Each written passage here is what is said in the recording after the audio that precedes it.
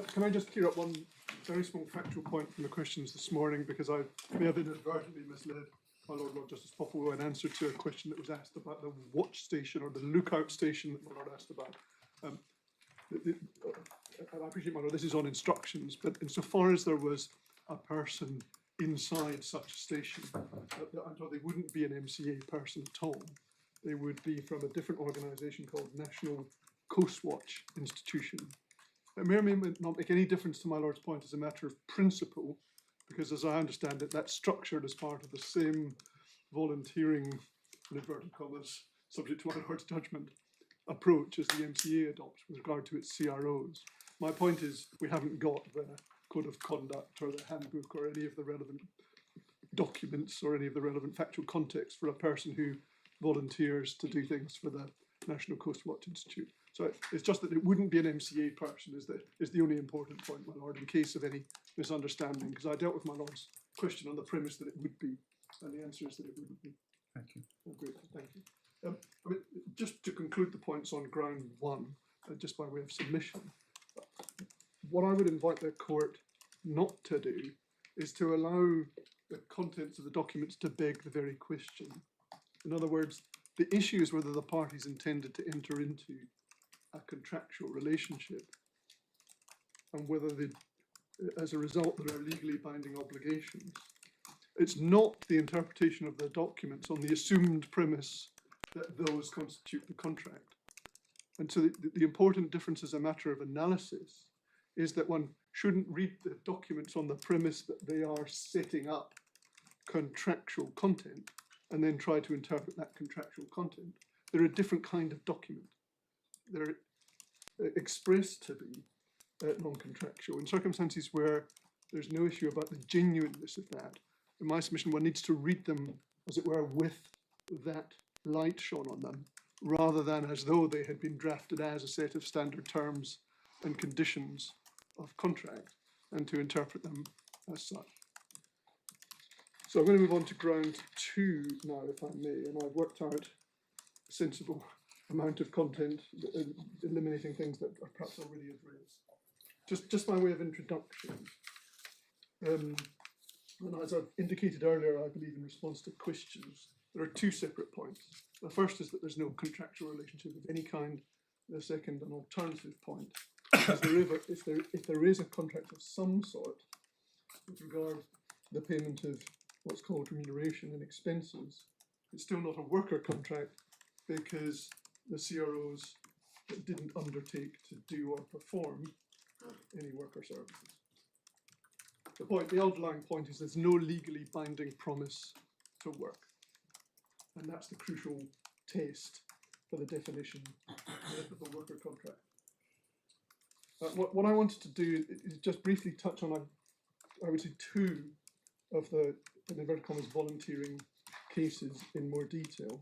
Can I just say, by way of overview, my Lord may have noted the pattern that the relevant cases are all at the Employment Appeals Tribunal level, that many of them are extempore judgments, and most of them have involved Citizens Advice Bureau of one sort or another. So the reason I'm showing them to the court is to assist because of the content of the reasoning.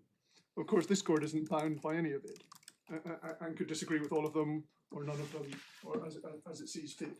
It's not that these are authorities in the sense of a decision in the Court of Appeal, but they're perhaps of some assistance. But the exception to that level of decision making is the X and Mid-Sussex CAB case that ended up in the Supreme Court, but it was entirely by that point in the hierarchy on an EU law point as to whether or not, as a matter of European law, volunteers were to be treated as having an occupation and therefore entitled to protection on that premise under interpretation of the directives. But that doesn't assist us at all, because we're not concerned with the European law derived right. And in any event, the Supreme Court rejected that analysis. The only reason for mentioning it at all was because it's the only case that's properly describable as an authority in this court, but it doesn't actually contain anything else binding use. So the two cases, the first of the two cases I wanted to deal with is Grayson. So that's in the authorities bundle at tab 12, page 191.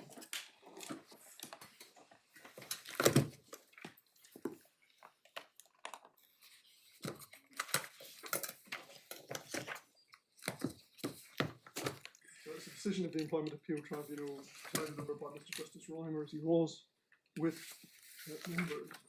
The indication that this is an extempore decision, or that may be a misinterpretation, is simply that there's only one date at the top of the page. Usually when there's a reserved judgment, you get the date of the hearing and the date of the judgment. If it is an extempore judgment, it's quite a remarkable one. Can I just emphasise the context? That this was a claim under the Disability Discrimination Act. And the claimant herself was a regular employee, but at that time, in order to be potentially liable under the Disability Discrimination Act, the employer had to have 15 employees. And so in order to qualify, the claimant had to aggregate the acknowledged employees with those who were, in inverted commas, volunteers. And so she had to establish that the volunteers were properly to be regarded as employees within the meaning of the Disability Discrimination Act. And the second point for my lords to note that the statutory provision in question isn't identical to the definition in section 230 of the Employment Rights Act. My lords will see that at paragraph 4 in the judgment at page 193 of the bundle. It's just in the last 6 lines of paragraph 4, one sees what was then section 68(1) of the Disability Discrimination Act 1995, which includes as part of the definition of, quote, employment. So sorry, where is it? So I'm on paragraph 4, my lord, on page 193 of the bundle. Oh, right, got it. Yes. It begins the preliminary hearing, but one sees the definition in question at the end of the paragraph. So it includes a regular contract of employment and a contract personally to do any work. And it's that formulation that's been used in the anti-discrimination statutes rather than the definition that one sees in section 230 of the Employment Rights Act. And that dissonance has occasionally been touched on in the cases. Nothing substantive appears to turn on it, but it's just awkward because one doesn't have the concept of a worker as defined in the anti-discrimination statutes, and that remains the position. But you can see the way it was put at the end of that paragraph. The question for the tribunal was therefore whether the volunteers, and there were other individuals who worked as directors of the Citizens Advice Bureau, were employees under such a contract in that extended sense.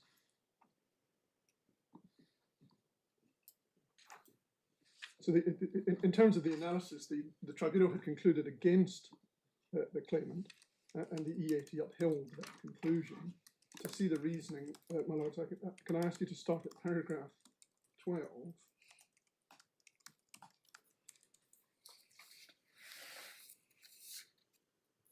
Sorry, it's the other, I apologise, my lord, I misled you and I didn't mean to. The Employment Tribunal found for the claimant, the Employment Appeal Tribunal reversed. Yes. Apologies. Paragraph 12, on page 197, the Appeal Tribunal accepts the arguments of counsel for the CAB, but they go on to explain why. And you can see that their initial reaction to the proposition that the volunteer workers were subject to a contract was that would appear to be surprising, if that were yes, since it's of the essence of volunteer workers that they're ordinarily under no such contract.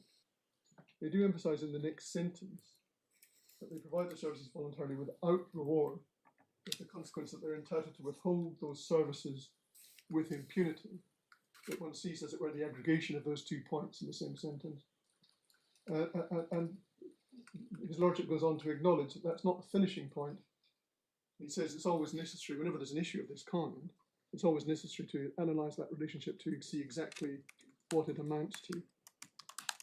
And then ultimately, if I can invite my lords to look at the final sentence of the paragraph, where there is an issue about the true status of such an individual, his lordship says it is necessary, picking it up 4 lines from the end, to be able to identify an arrangement under which in exchange for valuable consideration, the volunteer is contractually obliged to render services to, or else to work personally for, the employer. It's that point of contractual obligation that the other side emphasise.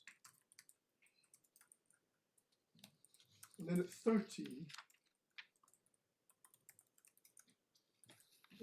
His Lordship posits a possible test as to how one might work out whether there are legal remedies.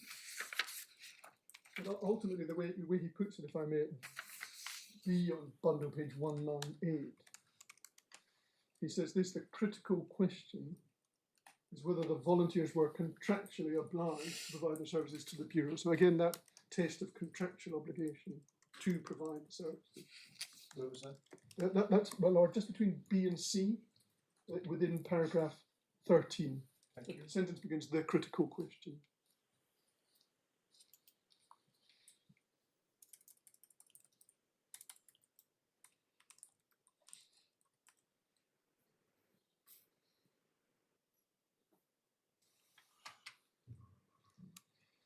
And then at paragraph 14, they agree that it's necessary to focus on the so-called volunteer agreement and to consider in particular whether it imposes any contractual obligations on the volunteers actually to do any work for the Bureau in exchange for consideration. And then there's a point about whether it needs to be signed or not, but they say it's merely a factor. And then at 15, they talk about the language of the documents. They emphasise that on the facts of that case, the language is one of reasonable expectations. One sees that between E and F. And they say 3 lines down, that is not the language of contractual obligation. And at the end of the paragraph, they indicate that where there are contractual obligations, they will ordinarily be expressed in terms of unqualified obligation. Or at any rate, the primary obligations will be so expressed.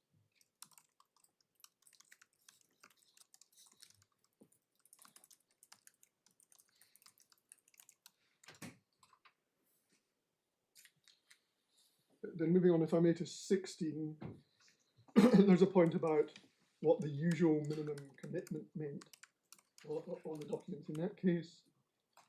And His Lordship says, 3 lines down in 16, they interpret that as indicating in the context what the Bureau expects of its volunteers.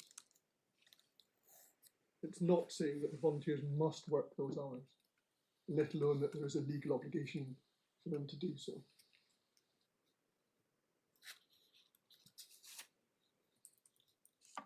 And there's a factual analysis, of course, and there's a danger of emphasising factual points at the expense of points of principle, but I must draw my Lord's attention to the point, because a lot of friends rely on it.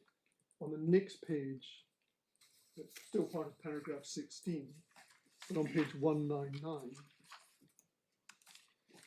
after dealing with the question of holiday, between C and D, there's a sentence that begins, the most striking pointer against it being such a contract, i.e. of service, is of course that the volunteer is not paid for his services. So they acknowledge that they're drawing out that point from the facts of the case before them.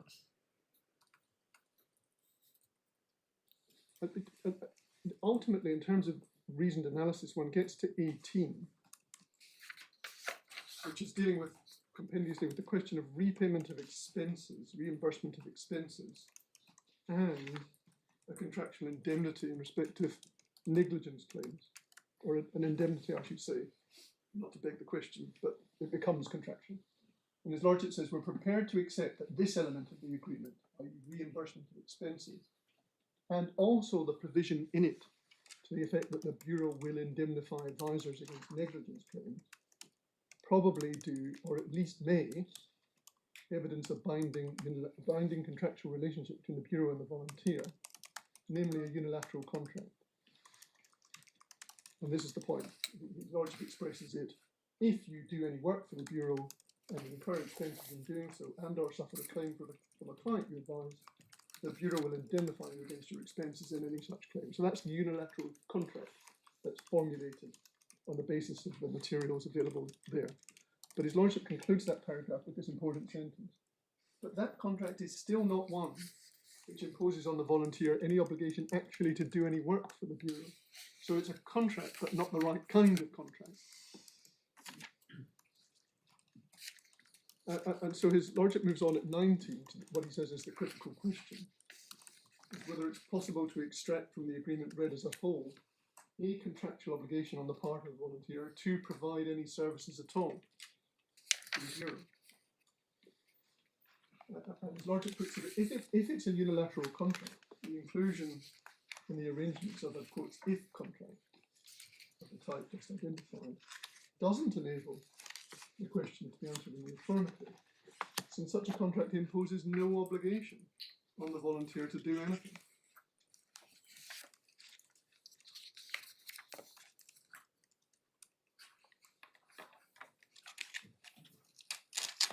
And then they go on to deal with the question of training. In other words, the tribunal below had concluded that there was an obligation in respect of training on the part of the Bureau. But they deal with the point of substance between E and F on page 200. They say, just against E, there's a sentence beginning, we do not ourselves regard provision to the volunteer of training as amounting to consideration for a commitment by the volunteer to provide services in exchange. The training is to enable, certainly, so as to enable the volunteer to do the job, and so forth, but it goes on to say in the next sentence that training cannot, in our view, be regarded as consideration of what the tribunal appears to have found to be some form of reciprocal undertaking by the volunteer to honour some minimum commitment.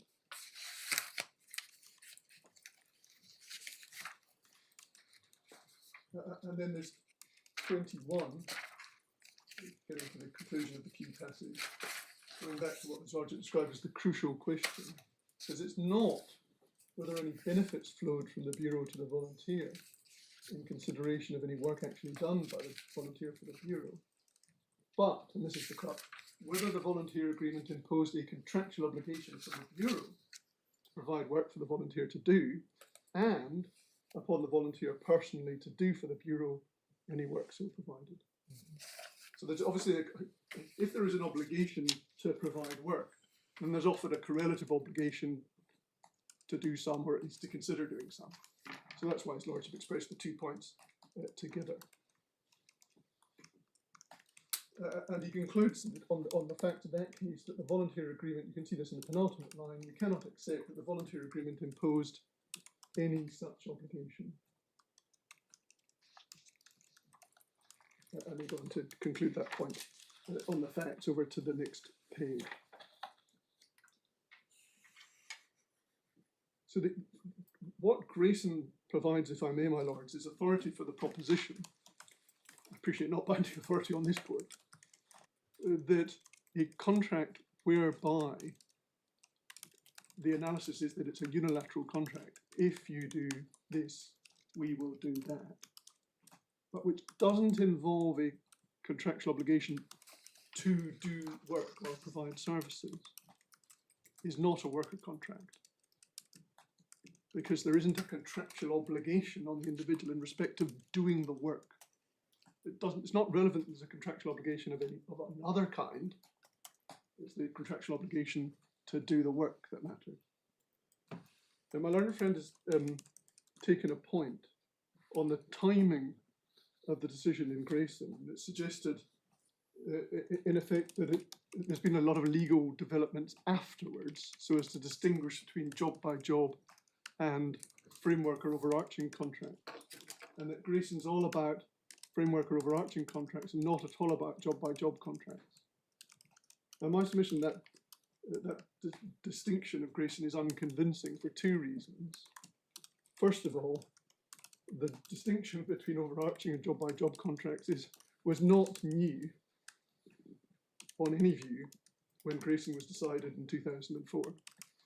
Just to give my lord some examples, I mean, O'Kelly in Trust House 40 in 1983 was talking about the distinction between job by job and overarching contracts. It was talked about in Carmichael, as my lords have seen, that the House of Lords emphasised that their analysis was on the framework or overarching contract premise, and they emphasised that there was no question in that case about whether the individual assignments, the individual tours that were performed by the guides, were to be regarded as contracts of employment. And the same issue came up in other cases. I mean, just for my lord's note, in Uber, paragraph 91, we don't need to turn up for now, but just to my lord's note, that's page 458 of the bundle, there are references to two other cases, McMeechan and Cornwall and Prater, on the same point about the distinction between job by job and framework contracts. So all of that precedes, all of those cases, O'Kelly, Clark, Carmichael, McMeechan, Prater, they all precede Grayson in 2004. And my point is that it's very unlikely that Mr. Justice Reimer, sitting in the Employment Appeals Tribunal in Grayson, could be taken to have overlooked all those legal developments and to have had in mind sub silentio that his analysis would only apply to overarching contracts and wouldn't apply to job by job contracts. No one was arguing a job contract, were they, in Grayson? And it seems rather devoid of content if there's not going to be any payment. What would the job by job contract be? Well, every time you turn up to provide advice, you are doing so because you've undertaken an obligation to provide advice on that occasion. Well, the first paragraph of 21 of Grayson is their mutuality of obligation to provide work as well as on the individual to do it. But it plainly isn't in the present case. My point is simply, my lord, that the logic may or may not agree with the reasoning in Grayson. But my point is, one can't marginalise it on the premise of this contention that His Lordship Mr. Justice Reimer wouldn't have had in mind developments in the law in terms of the difference between overarching contracts and job by job contracts. I do take my Lord Justice Dean's point that it may not have mattered in the context of the issues in Grayson to say anything about it at all. My point is a different one. That there isn't a reasoned basis for saying that distinction matters in another case, but doesn't matter to the underlying analysis of Mr. Justice Reimer and the members of the EAT in Grayson, because ultimately what he was getting at was the presence or otherwise of a contractual obligation on the individual to work. And for the purposes of that reasoning, it doesn't matter whether the obligation arose under an overarching contract or under a job-specific contract. It's the lack of an obligation to do the work that the EAT identified as critical to the conclusion that there was no contract of employment in the extended sense.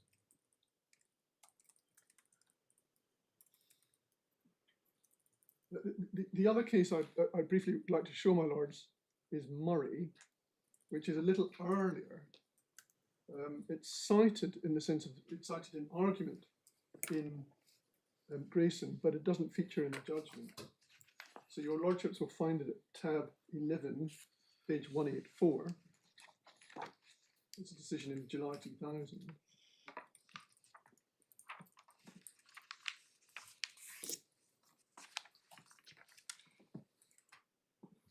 It's another Citizens Advice Bureau case, presided over as he was then by Judge Wilkie. Which tab? So it's tab 11, my lord.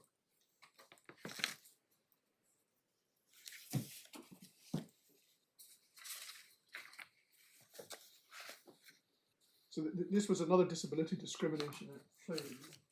An individual who'd been turned down to be a trainee voluntary advisor, and he said that it was as a result of his disability of schizophrenia. And the issue at the Employment Tribunal was a jurisdictional one.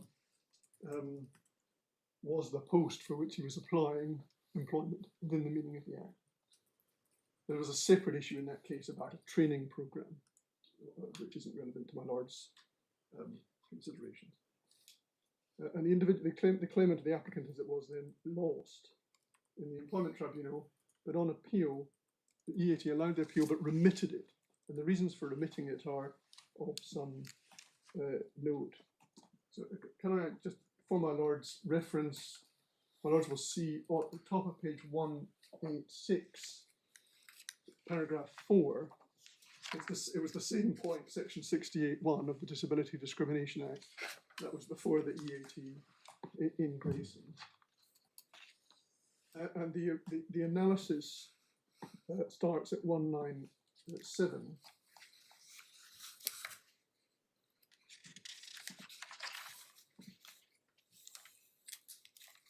And one of the factors that one of the factors that the tribunal at first instance had relied on, my Lords will see between B and C, the crucial factor is the absence of pay. And the reason that, so I apologise, my Lord, I'm on page 187. And I'm looking at paragraph 8 between B and C. Thank you. Where the appeal tribunal is quoting from the Employment Tribunal's decision. The crucial factor is the absence of pay. So the Employment Tribunal is rejecting the proposition that the volunteer advisors are workers because of the absence of pay, and that's relevant to what Judge Wilkie, as he was, says later. So if I can ask my Lords to look at, first of all, paragraph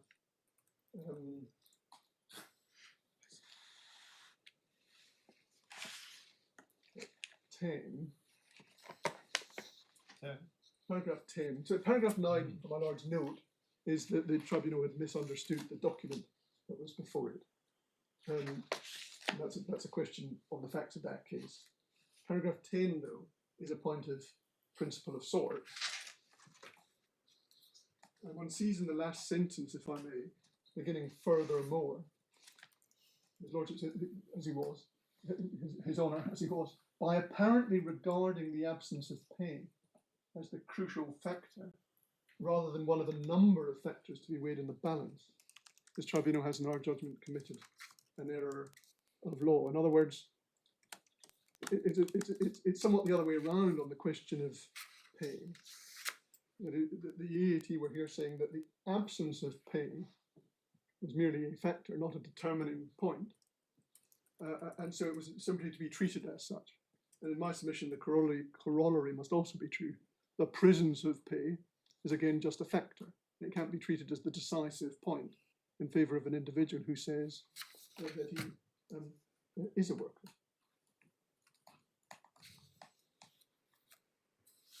And then, if I can ask my Lords to see 12.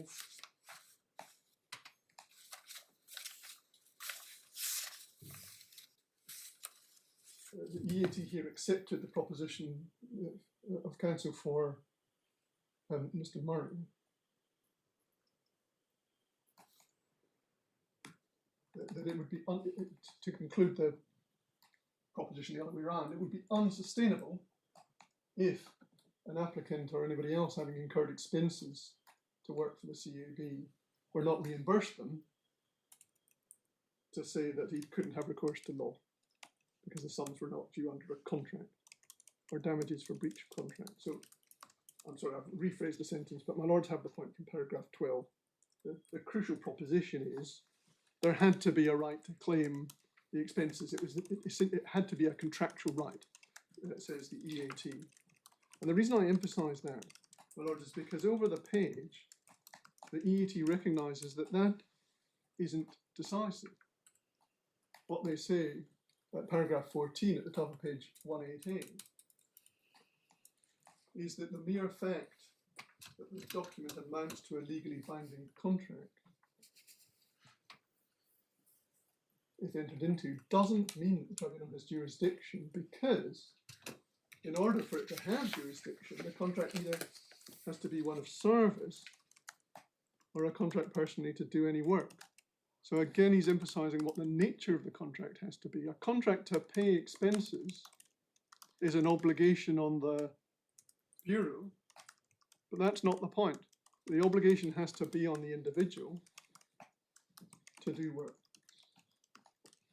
And because the tribunal had not addressed that point, see the passage at B, and considered whether it was a contract of service or to do any work, or no more than simply a training contract, under which the applicant was not contracted personally to do any work, but simply contracting to undergo training, you had to still had to decide what kind of contract it was. And so on that point, paragraph 15, it needed to be remitted to the tribunal to receive evidence, and paragraph 16 is the conclusion on remission. So the point I'm making, I'm probably repeating myself and I apologise, but the point I'm making is the fact that there is a contract to pay expenses, even if one assumes that premise, as the EAT concluded in favour of the applicant in that case, that isn't enough. There still has to be a contract where there's an obligation on the individual to do something, and in particular to do work or perform services. So the reason I'm emphasising this is perhaps obvious, my lords, but my point is that even if, under the arrangements in this case, one construes them as the MCA being under a contractual obligation to pay the amounts regarded as remuneration or as expenses, that doesn't conclude the point. Well, I understand that submission. Can I just explore for a moment how that sits with the purpose of the legislation? Does it follow from your submission that if a gangmaster says to some fruit pickers, turn up in the morning and if you work all day, I will pay you X. That is an if contract on your analysis. They don't have to do any work. They're not obliged to turn up. They haven't entered into any undertaking, but they have a contractual right to the payment if they've done the work. I think that would be your analysis. Well, my lord, no, if I may, because on that type of arrangement, I would say that when the individuals do turn up for work, they are then obliged to do the shift of picking. Where's the obligation? They all turn up at the middle. No one said anything to them before. They know that this is where you turn up to do your fruit picking or your casual labour on a building site, whatever it may be. And then the employer, don't use that in a technical term, says, okay, you, and you, and it's £100 for the day. And either they're not legally entitled to £100 for the day, or perhaps more attractively, you say, I think that the promise to pay them £100 per day can only be a contractual one if the contract is if you turn up, I will pay you, because they haven't promised to turn up, they haven't promised to do the work. It's just they've just been given the promise by the employer that if they do the work all day, they'll get this amount of money. I follow my lord's example, if that is the analysis, there is a contract in which they have a contractual right to payment, but it's an if contract. Why isn't the legislation we've been looking at designed to protect those people just as much as if they started the day and at the beginning of the day there'd been an obligation for them to do the work? Well, my lord, I would say the answer to my lord's point is the legislation ought to protect those people. And the reason it ought to protect them and the way one would reach that outcome is that even if nothing was said expressly, it's all conversation and nothing's written down, and there is no verbal articulation of the individual's obligation to do the work, that is still necessarily the right analysis of these arrangements that my lord has outlined. And that either one would imply an obligation on the individuals to do the work as a matter of necessary implication, or one would say as a matter of statutory and purposive interpretation of the definition that there must be an obligation on the individuals to do the work in these arrangements, and it must be treated as being an Or obligation. perhaps, if we go back to section 230, that undertakes doesn't mean contractually undertakes. You could have, I mean, the requirements of section 230 are that a worker is an individual who has entered into or works under a contract. Yes. So they would be working under the contract, and it would be a contract which, on this analysis, an if contract, a binding legal contract, whereby the individual, and then we have to come to the expression, undertakes to do or perform personally any work. Yes. Now, if what they're doing is undertaking in a, not in the legal sense of binding themselves to a legal obligation to undertake that work, but agreeing to undertake it, then that would fit that case.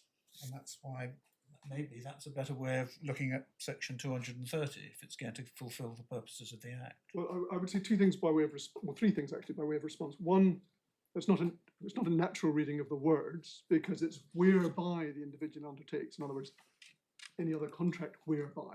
So the word whereby is connected to any other contract. Mm. So one's looking at the contract and the word undertakes, and the word whereby is linking those two. Second point, my lord, there is authority that undertakes means promises. See Somerville, Lord Justice Lewis, paragraph 55, and he plainly meant a contractual promise, reading his judgment fairly and as a whole. He wasn't talking about a non-contractual promise. Wasn't really addressing this problem. Well, that's fair, my lord. But all I would say is there's certainly nothing there to indicate that his lordship would have included a non-contractual promise. But more substantively, in my submission, the answer to the conundrum my lord has posed is the Otto Klein-Zuber type analysis of purposive interpretation of the words as they appear. In other words, one shouldn't be too reluctant to conclude that there is a contract whereby the individual undertakes, if that is the reality of the analysis of what's It may not be the reality. The reality may absolutely be that the person engaging people to pick his fruit says to them, and may say to them expressly, I don't care how long you stay, I don't care whether you stay or go, but if you put in a full day shift, I will pay you £100. No room for interpreting that well, as an implied obligation to do any work. Well, I appreciate, my lord, it's easy to play around with, as it were, assumed facts, but one imagines a farm and the workers are bused to the farm 10 miles away from where they live, and they can either stay there or walk the 10 miles back. It may not be practical to stop working, and that maybe the whole arrangements are set up to ensure that the individuals do see through the shift of fruit picking. It's a bit like the facts in Uber. You've got to look at it in the reality in the round to see what the true effect of the arrangements is. But I do take my lord's point. It would be possible to imagine a scenario where a tribunal was satisfied that it was a genuine arrangement, that the individuals didn't promise to stay. They could pitch up if they liked and leave whenever they liked, and there was no problem to them to have to do that, and that there was no undertaking to do or perform any worker services, and therefore they're not workers on those unusual facts. Well, they're not very unusual facts. I would have thought they're very frequent facts. But can I vary my lord's example slightly? Instead of £100 for the whole day, it's £15 per hour. You can stay as long as you like. Well, obviously you clock in and clock out, so we know how long you've spent. Why is that not a contract? Doesn't have to be in writing. A contract by which the individual has agreed to perform work in return for payment.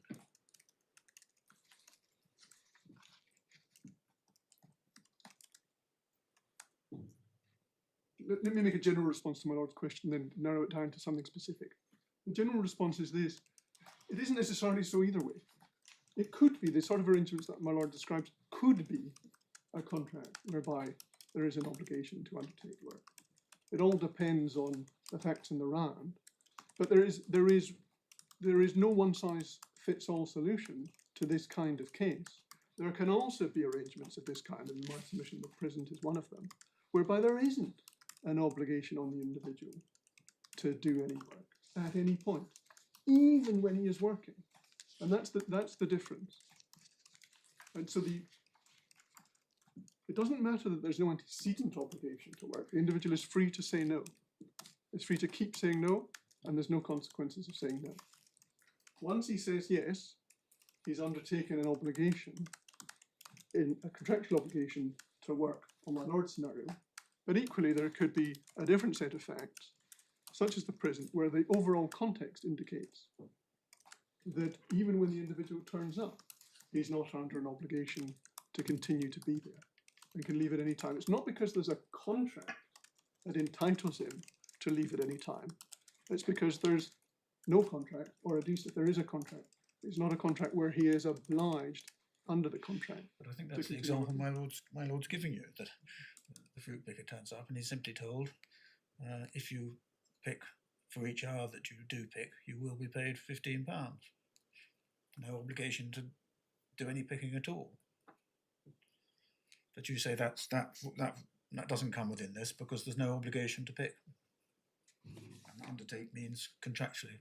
Well, obliged to pick. Well, I mean, it may be that the difference between the point that's being put to me and my response to it is an assumption that I'm building in.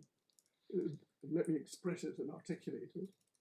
That on facts like that, the fruit picker example, I would suggest that a tribunal would have no trouble at all in concluding that the reality of the arrangements is that there is an obligation on the individual to work, and that even if the parties, as it were, the gangmaster had said to the individuals, "You're not under an obligation to stay," the tribunal would conclude that was so much hot air, and that there really was an obligation to stay.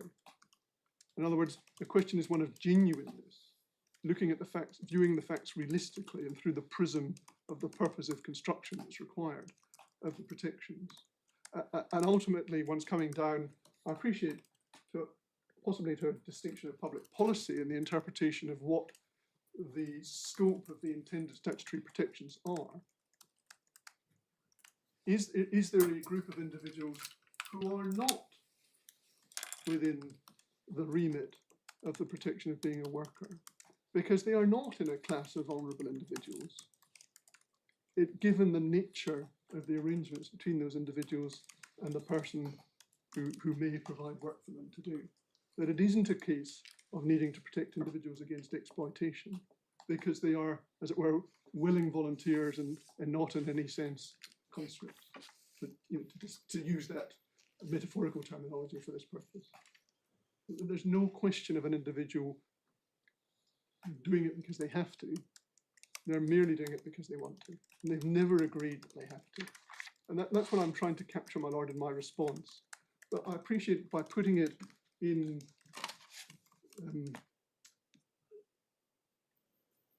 a particular, putting the question in a particular way, it is possible to formulate an example, I accept, which is quite close to the facts of this case. But the crucial difference, I would say, my lord, is in the overall context of the arrangements. That in the arrangements for fruit pickers on a farm, it's inherently likely that there is an obligation on the individuals to work once they've turned up for their fruit picking. And in an arrangement like this, it may not be, and this tribunal has found it genuinely isn't. Well, there's no obligation to do anything but while you're on duty. Yes, but there isn't any kind of pretense. No contractual obligation to do it. Quite so. Quite so. That the tribunal's entitled to be sceptical of that proposition. And in my Lord Fruit Picker's example, I'd imagine an attempt to persuade an employment judge that there wasn't an obligation on the individuals to do work would get precisely nowhere. But the crucial difference in my submission is in the overall context. That it's plausible on the facts of a case like this. I don't quite understand why the employment judge would say they're under an obligation to pick. Of course they have an incentive, that's what we're, but under an obligation to do so, how would an employment judge be able to reach that conclusion? as a matter of reality, if the facts are, as they might well be, and whether it's fruit pickers or whether it's builders on a building site or any other aspect of casual labour. Yes, well, I mean, If you work for this long, this is what you'll get. yes, I mean, to give my lord some examples, my lord hasn't got all these cases in the bundle, but auto cleanse, the car washers, purported to have terms in their contracts which said they were free to come and go as they pleased, and to bring substitutes, and never to do anything but personally. that was all a sham. Quite so, my lord, and that's what. But that's what I'm getting at. That's the route to the solution. That on the facts that my lord posits, it's very likely that a judge would conclude that that was a sham, that was a pretense, dressing up something as non-obligatory when the truth is that it is obligatory. Well, But if one has of course, circumstances alter cases. But if you've got the same people, as it were, doing the work, then it's very easy to say it's a sham, to say they're not obliged to do it. But if we're genuinely talking about cases of casual labour, then I don't see that the sham argument will usually run. And yet they are a class who one would have thought were our exemplar class of worker whom this was intended to benefit with minimum wage and so on. Well, my lord, I know my learned friends raised that where floodgates type point, but my response to it is those cases will not involve the context that this case does, of a long-established tradition of individuals willingly providing their time on a basis that doesn't amount to a contractual arrangement. Well, I understand that, but we've got to construe section 230 with an eye to what that might mean for other cases. Quite similar. And I understand, and the solution I would offer, my lord, is that one would approach the question of whether there was a contract, and secondly, if there is a contract, whether it's one under which the individual undertakes to do or perform personally any work, with an appropriately realistic and purposive angle on the intended outcome of the provision. But it's not necessary to catch every case. It doesn't follow that every case of work, as I tried to say earlier, involves a capital W or defined term work. I'm conscious I've gone well over my promise of finishing by 2:30. Well, slightly. What have you not yet covered? I think I've covered almost everything. The point that I haven't yet covered at all is my learned friend's argument that the touchstone is whether there's consideration. I wanted to deal with that briefly, but maybe you prefer me to deal with it in reply. And the other point I haven't positively dealt with, which is part of my appeal, is the third ground, the argument based on Windle and Secretary of State for Justice. Well, I think we better deal with it briefly now. Very good, my lord. I'm grateful. I'll be as quick as I can. Tell us why it's misconceived, but better not left to reply. Very good, my lord. I'm grateful. So what my lord and friends say, and the reference from my lords is paragraph 41 of my learned friends' skeleton argument. And you'll find that in the bundle, if you've got it in the bundle, at page 121. Core bundle, page 121.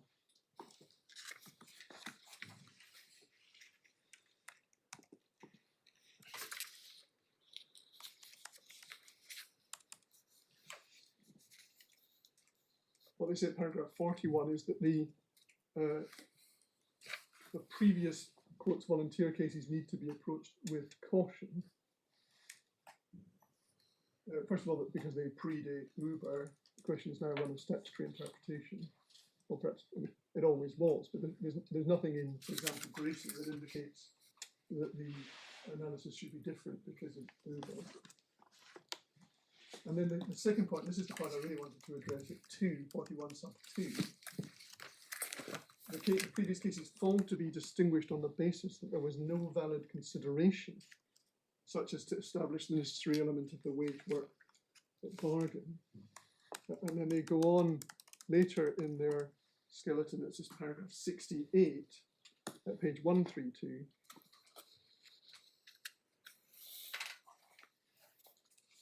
To suggest that the solution to a problem of this kind, in other words, to have true volunteers who don't have a contractual obligation, they say in the fourth line, a simple solution would be to pay nothing or merely agree to cover expenses. So the points I wanted to make in response to those submissions are as follows. Well, first of all, that consideration isn't and can't be the touchstone. It's obviously relevant, the existence of consideration, because it needs to exist in order for there to be a contract.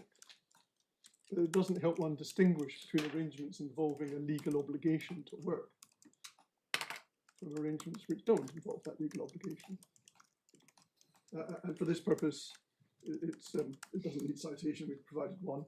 It doesn't need, so for the proposition that the value of the consideration is irrelevant, provided that there is consideration. We cited the old case about chocolate bar wrappers. And on the facts of the cases, some of them had an obligation to reimburse expenses. Some of them had an obligation to provide an indemnity, such as Grayson as well. And those are forms of consideration. But as Grayson rightly in my submission analysed the point, that doesn't matter. It's not about the flow of benefits. It's about the incidence of obligations. Looking at the definition, it's not that there's a contract and work is done. It's a contract whereby the individual undertakes to do the work. And that's Grayson at 21. What I would acknowledge, of course, my lords, is that the flow of benefits is at least a potentially relevant factor, because it's something the tribunal, any tribunal, would need to have in mind in considering whether there is a contract, and if there is a contract, whether there's an obligation under it. I mean, to take a ridiculous example just to make the point, if there was a contract purporting not to involve any obligation to work, that under it the individual was entitled to £100,000 a week, one would raise one's eyebrows, as my lord did, as to whether that was a pretense. But all I'm doing with that silly example in terms of the facts is to illustrate the more general point that the tribunal is entitled to be legitimately sceptical of the question of whether the arrangements are designed to avoid the application of statutory protection, and we'll look at them carefully with that in mind. And so the incidence of benefits, including a form of remuneration, such as in this case, is merely a factor to be taken into account. It's not a touchstone that necessarily turns this into a worker contract from one that wouldn't be a worker contract. And particularly in the circumstances here, where the nature of the benefits is not exactly a precise form of wages or salary, it is simply a recognition of the time that the individuals have spent as CROs. It's not, in my submission, a wage work bargain in the way that my own friends seek to characterise it. So those are the points on consideration. I can deal with the window point, I hope, in 10 minutes.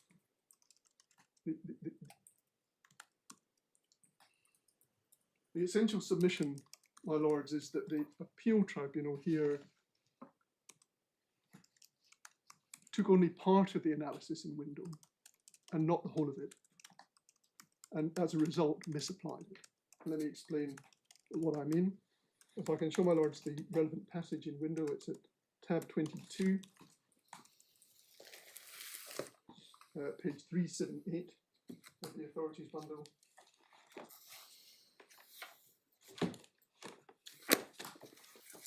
It's a case involving court interpreters engaged by the court service on a case-by-case basis. The claim was for race discrimination under the Equality Act, and the issue was whether they were employees within the meaning of Section 83 of the Equality Act 2010. And my lords will see at F in the head note, it's exactly like the old definition from the Disability Discrimination Act. Employment means employment under a contract of employment, or a contract personally to do work. So it's that formulation of the test of employment in the Equality Act, which has an extended meaning, but which is not the same as the definition of a worker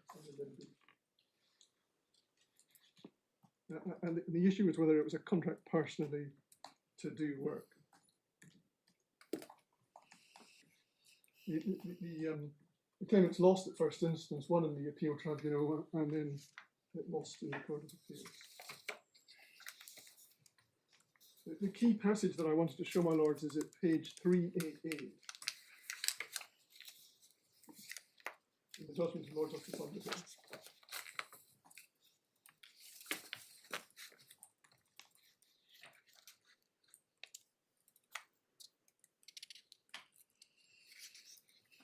And the proposition that his lordship was dealing with is quoted at paragraph 22,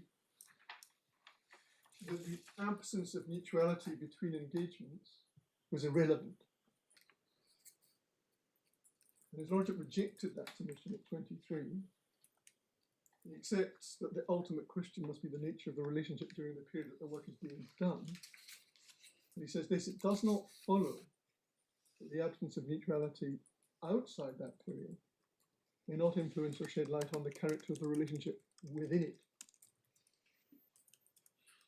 And he says that common sense and common experience that the fact a person is supplying services and doing so only on an assignment by assignment basis may tend to indicate a degree of independence or lack of subordination in the relationship while at work, which is incompatible with employee service even in the extended sense. And his lordship's giving it the statutory definition.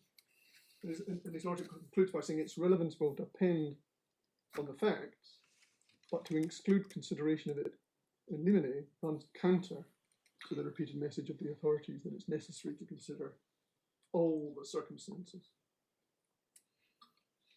And then he refers at 24 to the analysis of Lord Justice Lyson quasi in support of the same position. And then one sees this analysis endorsed in Uber. If I can invite my lord just to turn up a page, it's page 458 at tab 27.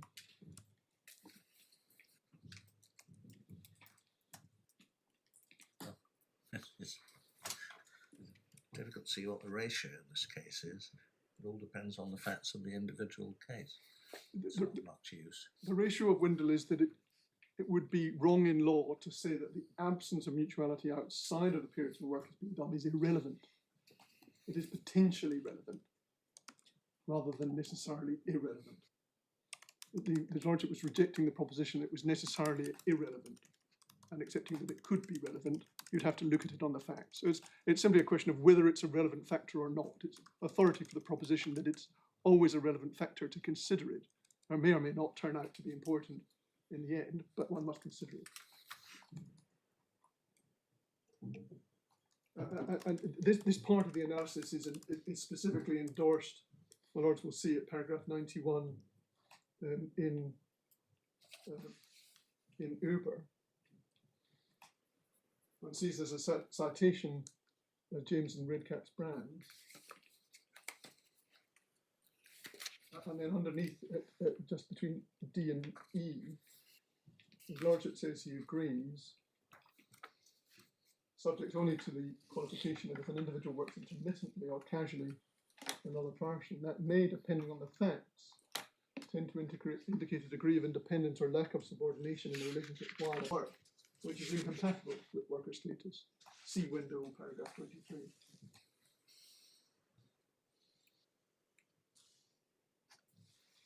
And so the way this pans out in our present case, my lords, is if one turns to the core bundle at page 53,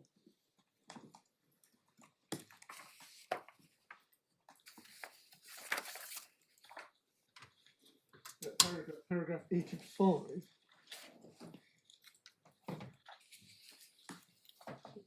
the deputy judge cited there only part of paragraph 23 in window, only the part that says the ultimate question must be the nature of the relationship during the period the work is being done, and not the part that says you must look at the periods when the work is not being done.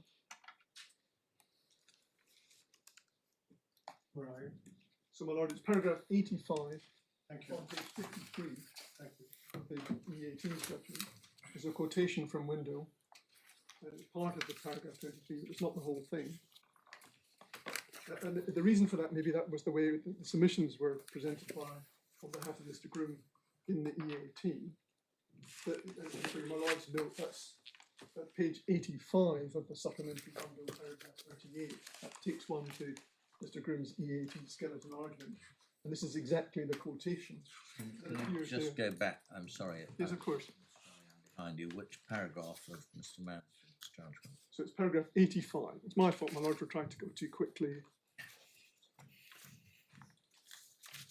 It's page, but core bundle page 53.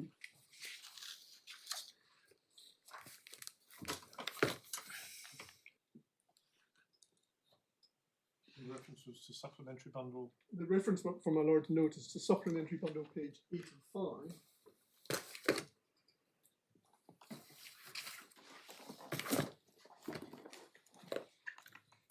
Paragraph 38.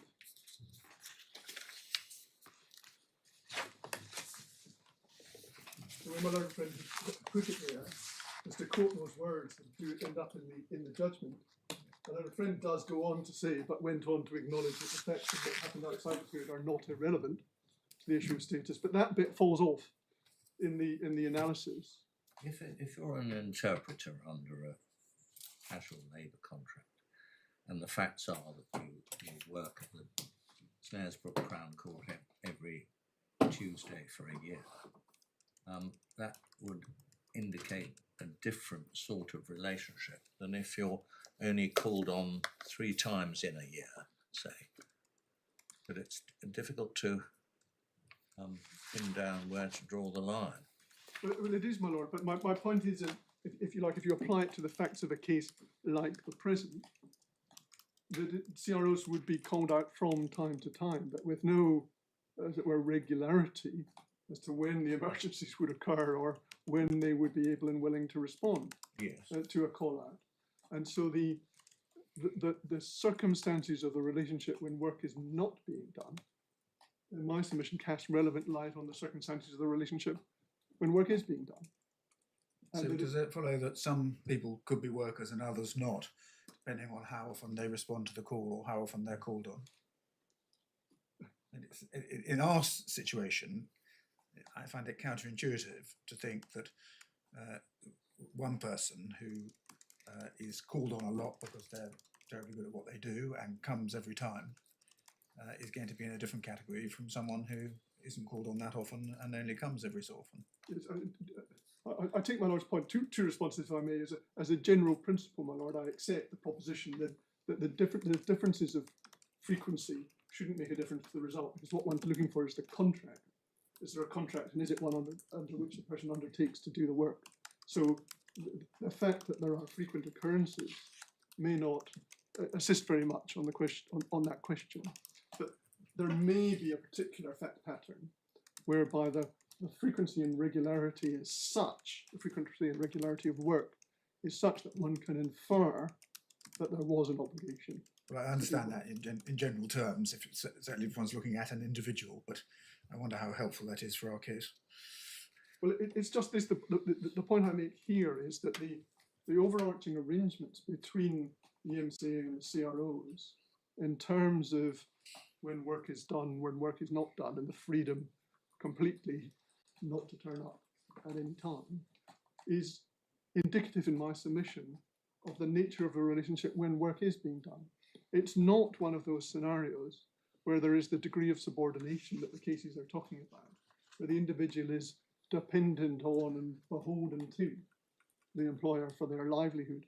And so it's terribly easy to infer that they ought to be treated as workers. And the fact that they're not under an obligation to work when they're not working doesn't shed any light on the quality of their obligation when they are working. What I'm trying to suggest that in this case, the nature of the arrangements do shed a relevant light on the quality of the relationship when the individuals are working, and enables one more easily, and my submission properly to conclude, as the judge did at first instance, that there aren't obligations to work when the individuals are working.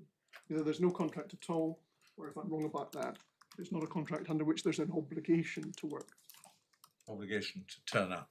To turn up and to and to continue to work even after you not to turned sit up. there with your feet up until 6 hours have elapsed. Well, my lord, I appreciate the reality of what life must be like for these CROs. The truth is, nobody's going to turn up and then put their feet up. But my point is one of substance, that people do turn up and stay, but not because they're under a contractual obligation to turn up and stay. They do it because they're free to do it, they choose to do it, but they're volunteers in the sense that they do it free of any legal obligation to do it. So those were the points on window, my lord. I'll save time now by not trying to anticipate what my learned friend might say by way of procedural Correct. objection. Correct. But may I just turn around and make sure that I haven't missed something important? I'm great. And thank you, my lords, for being as patient as you have, and to my learned friend as well. Yes, Mr. Brittenden. Yes, my lords, if I just frame our response just by making five brief points at the outset. And the first point is this: it's important to consider what a volunteer is in accordance with its ordinary meaning and usage of that word. And in the time available, we've had one definition or an attempt at a definition provided to you. That's Mr. Justice Reimer in Grayson, as an individual who provides services voluntarily and without reward. That's paragraph 12, page 197. I'm not going to ask you to turn it up now. Just for noting, that aligns with the definition in the Cambridge English Dictionary. Again, not before you, but there is a reference to someone doing something without being forced or paid to do it. And If you want us to take that seriously, as it were, could you bring a photocopy tomorrow? My lord, it was just to make the point. But the key point is there is at least some question mark as to whether or not there is a uniform or universal definition of who is a volunteer, but whether or not someone works, provides a service without reward, could be a volunteer. That might be said to be a misnomer or a contradiction in terms. But why are we concerned to try and define what is or isn't a volunteer? It's a prelude to addressing the cases that my learned friends already referred to, ones dealing with volunteers in the past, such as Grayson, etc.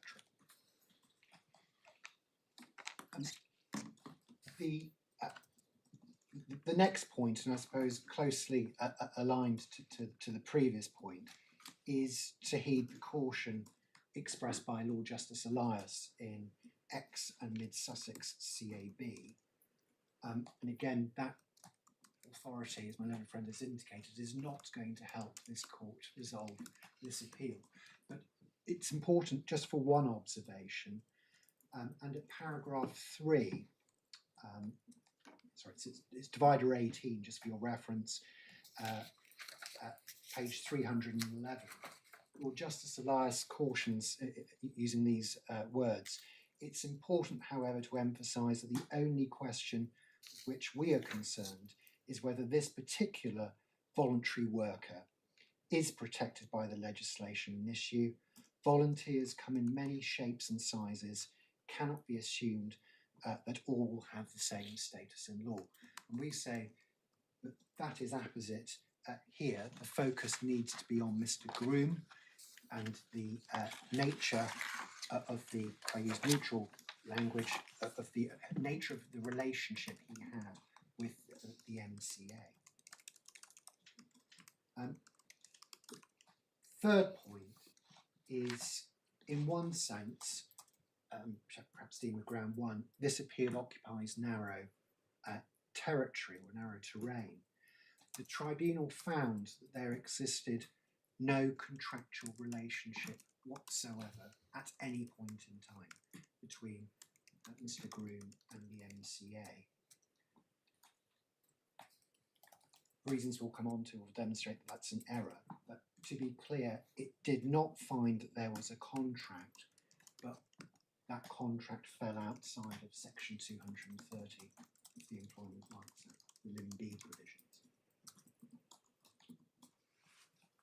And we say that the straightforward and dispositive answer to the tribunal's error in finding there was no contractual relationship at all is to focus upon whether or not there existed mutuality of obligation between the parties, at least on each occasion that Mr. Groom attended for a prescribed activity which attracted remuneration.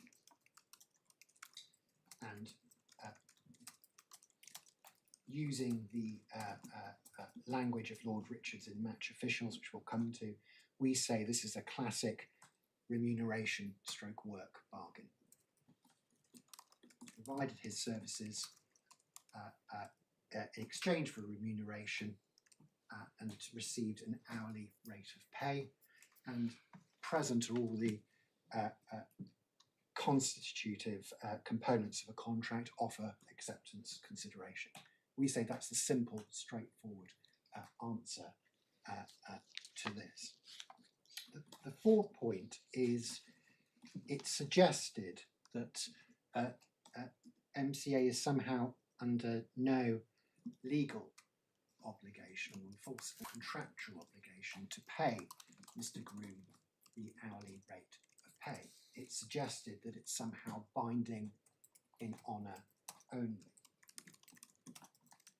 The logical extension of that means if the MCA failed to pay him at all, sums would otherwise have been due, or failed to pay him the correct amount, he wouldn't have a claim in law. Our submission is that that's an artificial way to analyse the entitlement and the correlative obligation to pay in light of the documents.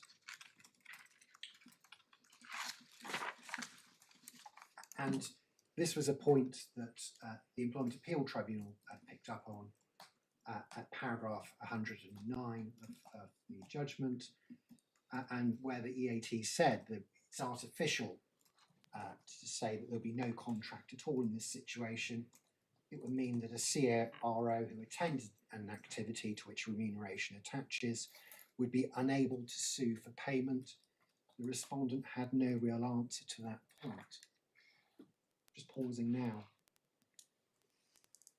We say there remains no real answer to that point as to how Mr. Groom would be able to enforce his entitlement to remuneration. Well, what Mr. Tolley said he wouldn't. Well, which isn't an answer to the point. If a promise has been made, we say contractual promise, that you will be able to you will receive the minimum wage calculated in accordance with the guidance in the remuneration policy, minimum of 3 hours for certain category call-outs, and he wasn't paid it, it's nonsensical to suggest that that was a commitment which was... You started that sentence with if you contractual obligation to pay. I think you misspoke, because I think what you meant to say is if da da da da da da da, it would be nonsensical to suggest that that was not contractual. My lord, yes, I apologise. I'm grateful for that. Mr. Tolley says in the alternative, which you'll come to, you can have a contractual obligation to pay, which doesn't have a concomitant obligation to do work, which is what's required by Section 230, because it can be an if contract. My lord, the simple answer to that is, well, one, we say this is not a unilateral contract situation. I'll develop that. We say that's a distraction. It's a bilateral relationship. And in summary, the volunteer handbook and the code of conduct and all the policies that the court's been taken to provide the overarching or framework, and each time for the relationship, and each time Mr. Groom either attends training or is called out to attend an emergency, that is a bilateral arrangement guided by these, what I could describe as these framework documents. To suggest that there's payment without any obligation to undertake any work, again, we say that analysis is unsound or inverted, because in order for Mr. Groom to be entitled to be paid, he's got to do some work, and that is consistent with the way the documents are naturally to be interpreted or construed. Well, that's the case in any if contract. You've got to fulfil the if. You've got to do the work in order to earn the remuneration. Doesn't mean you have an obligation to do the if. Do the work. My Lord, I'll develop this point further, but by reference to other provisions of the Code of Conduct and Handbook, it is quite clear that there is or was an obligation on Mr. Groom, particularly in respect of certain attendance levels. I'll come on to that in a moment. That's the quid pro quo for payment.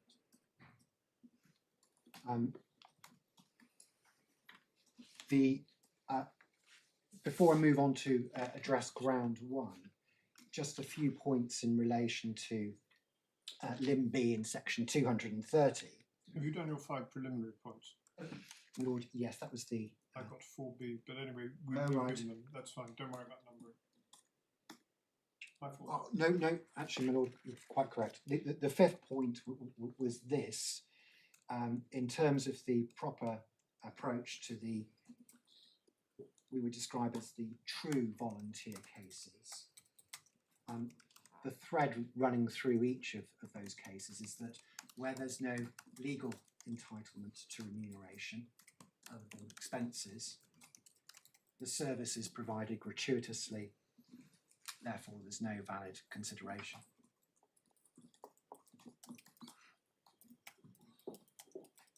That is not this case.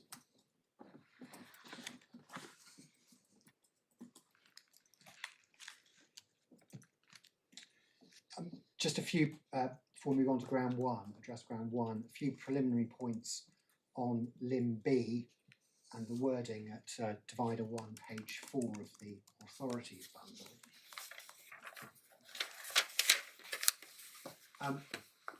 And it's necessary to consider what falls within scope under subsection 3B. And Parliament has used an incredibly broad open textured language, any other contract. Sorry, page. Sorry, page 4 of the authorities bundle. 4. 4. Thank you. 4-0. Sorry, 4. Sorry, I'm not doing very well today. Yep. Thank you. So at 3B, the point is that what's in scope, Parliament has provided that any other contract, and that is very wide, admits of no exceptions, and that can include any unilateral contract, any bilateral contract, 0-hour contract, one which materially provides that there's no obligation to provide work or to accept work. Express, whether that contract is express, or that requires little amplification, whether it's all in writing. Implied,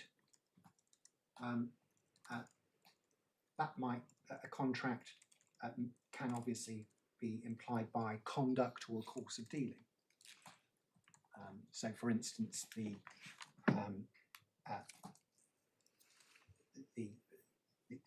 someone attending for work and being paid for it at a set rate. As to, there's been some discussion about what the reference or what the word undertakes means. We say in this context it means nothing more than agrees. No more, no less. And the reason why that's important is because you've got, precisely because you've got 0-hour contracts where there is expressly stated to be no obligation to provide work or to accept work. So it doesn't, it can mean agreeing in the sense of not being a contractual agreement. My lord, yes. Alternatively, we've got the reference in Somerville to promise. What does the word whereby mean then? Any other contract whereby the individual undertakes? Surely it's got to be a term, it's a term of the contract that the individual undertakes to do or perform. Well, Lord, if one adopted such a strict or literal, I can see the basis for that, but if one adopted a literal or a very strict interpretation, it would operate to bring virtually all 0 hours contracts outside of Lim B. Someone may need to amend it, but that's what it says. Why does it take why does it do that if we're focusing not on an overarching contract, but I accept the point. If a 0 hours contract worker or Mr. Groom agrees to attend or presents themselves for work and promises to undertake work, then that would fall within scope. It doesn't have to be anything very formal, as it seems to me. I mean, going back to my building site or Lord Justice Popplewell's fruit picking site, the worker the individual turns up and says, any work today? Yes, £15 an hour. Right, you know where to go. Let me know when you're leaving. He works for 4 hours, £60. But he has entered into an oral contract whereby he undertakes to do or perform personally the building site work or the fruit picking, as the case may be. My lord, yes, I agree with that analysis. sorry, what in that constitutes a contractual undertaking by him to carry out any work?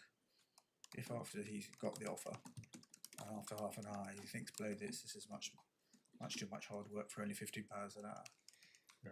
Is he He's obliged only to entitled to £7.50. Well, my lord, it may not be helpful to Lord, the response to that is that the components of a contract have all been met, at least at the inception. There's been an offer. He's been told what he's been required to do. In that example, the rate of pay has been agreed. He has attended. Now, that he is still a worker while he is still at work in that scenario. But in my submission, that is far removed from the facts of the current case, because there's no suggestion that Mr. Groom ever left work early or disregarded any instructions in that regard. Lords, turning to ground one, and Mr. Groom seeks to address this by reference to the following points. Firstly, identifying the relevant provisions, using we say terms, but governing the relationship. And we've looked at most of the documents already, so I can be very brief in relation to that. And secondly, by reference to those provisions or terms, considering whether there exists mutuality of obligation. And then lastly, turning very briefly to the volunteer cases. Lords, if you can turn very briefly to the supplemental bundle and the Code of Conduct at page 8 that we've looked at. Is it just the three documents, number 1, number 2, number 3? Remuneration, Code of Conduct, Volunteer Handbook. My lord, yes. Those are the three.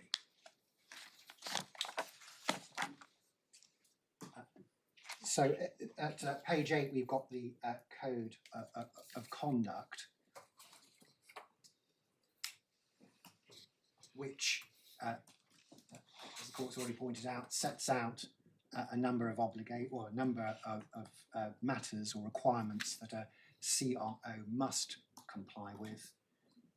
We've gone through number 2, acting in line with all policies, procedures and processes, carry out all activities with due care and attention to all instructions. 3, carry out all reasonable requests made by Coastguard management.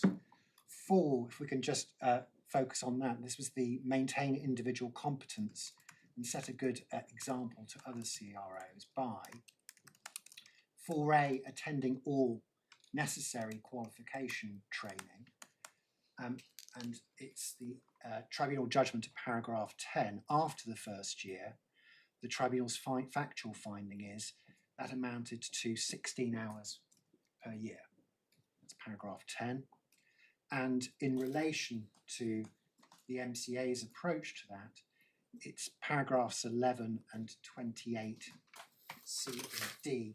This was described as compulsory, not optional, it was compulsory.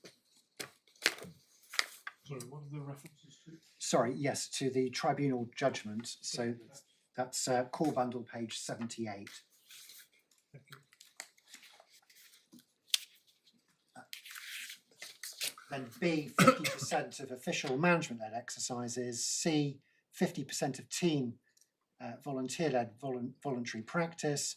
Maintain a reasonable level of instance attendance.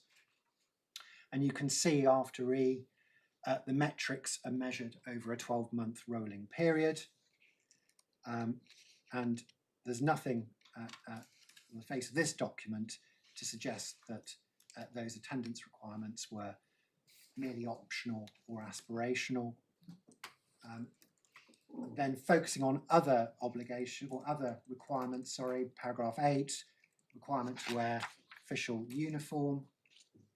Over the page to 9,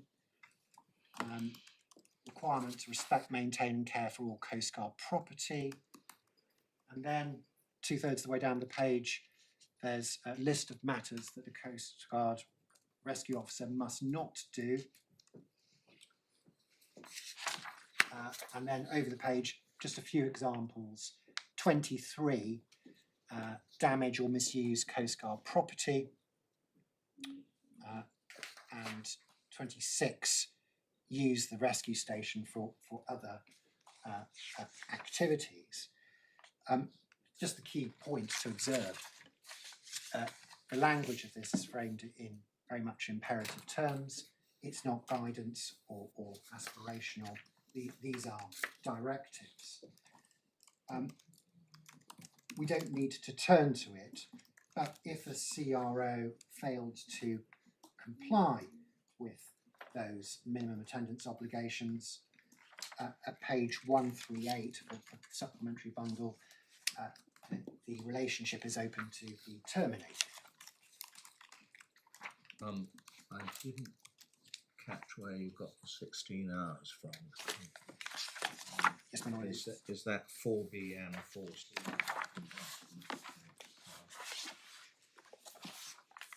So paragraph 10 is it of the judgment of page 71.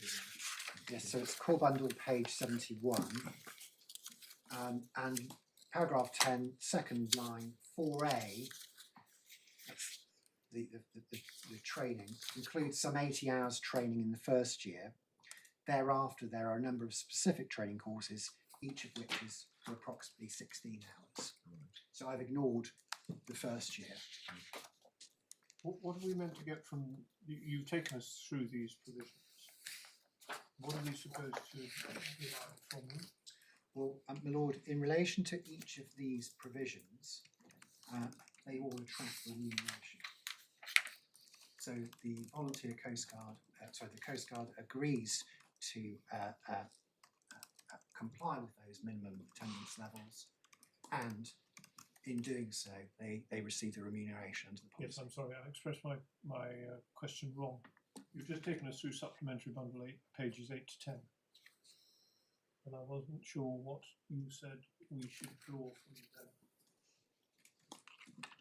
Well, my lord, in relation to first point is, as I've mentioned, they're not described as aspirational or discretionary. They are, the requirements are set out or framed in mandatory or imperative How does terms. that support your case? Well, performing those activities entitles Mr. Groom to claim for payment in forms. Some of them does. Wearing, but things like wearing the uniform. And, No, the minimum attendance requirements would qualify Okay. for. but you took us. I'm sorry. You took us to on supplementary bundle 8 to 10, which is not all about remuneration. And I thought you were saying that there's something about the sort of mandatory nature of this word expressed which supports your case. My Lord, I was going to develop the point further that, for instance, in relation to avoiding damage to the MCA's property, in my submission, that's paragraph 23 on page 10, based upon this, if Mr. Groom or any other CRO damaged or misused Coastguard property, or we've seen that they are required to abide by all reasonable instructions, if they disregarded instructions which cause damage to property, then that would give rise to a claim against them theoretically for acting in breach of these, we say, requirements, obligations. Only if they're contractual. Only if they're contractual. Yes, of course. Otherwise, Whereas- they've got a claim in tort or something like that. Which would only be of value if this gave you a contractual right for no fault damage, which would not be an obvious term that one would expect someone to agree to Well, in an employment context. If I can well, say that way. yes, something would have to be. That would be rather surprising, wouldn't No, it? no, of course, but it would have to be read with a measure of common sense, whether or not it was willful damage or misuse. If it's Common sense willful, or it comfort? doesn't need to be contractual. It's not an example of something which is. You can say, well, look at that. That's obviously something that was intended to be enforceable contractually, because it merely replicates that which would be available if it were not contractual.